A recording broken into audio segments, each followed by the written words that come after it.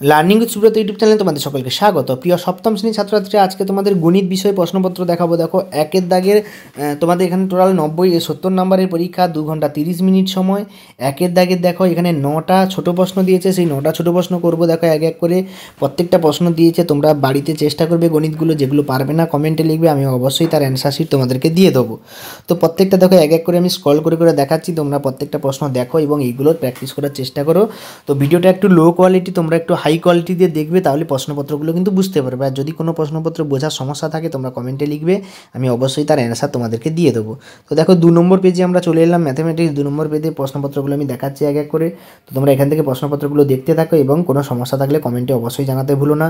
উৎপাদক বিশ্লেষণ দিয়েছে, দেখো এখানে পূর্ণবর্গ আকারে প্রকাশ, সমাধানও দিয়েছে। 3 নম্বর পেজে চলে আসি, সমাধান একটা ভাষার গণিত সমাধান থেকে দিয়েছে। দেখো তারপরে এখানে স্তম্ভচিত্র তোমাদের দিয়েছে দুটোর মধ্যে একটা, যেটা 6 নাম্বার করে, এটা কিন্তু খুব ইম্পর্ট্যান্ট। একটা গণিত কিন্তু 6 নাম্বার করে গণিত, তো তোমরা ভালো করে করবে। দেখো দুটো স্তম্ভচিত্র দিয়েছে। এরপরে 4 নম্বর পেজে দেখো, 4 নম্বর পেজে 5এর দাগের যেটা দিয়েছে 6 নম্বরে 3টে জ্যামিতি দিয়েছে। জ্যামিতি কিন্তু এখানে 4টে দিয়েছে, তোমরা 3টে করতে হবে, যে কোনো 3টে তোমরা এখান থেকে করবে। 6 3 18 নম্বর জ্যামিতি দিয়েছে।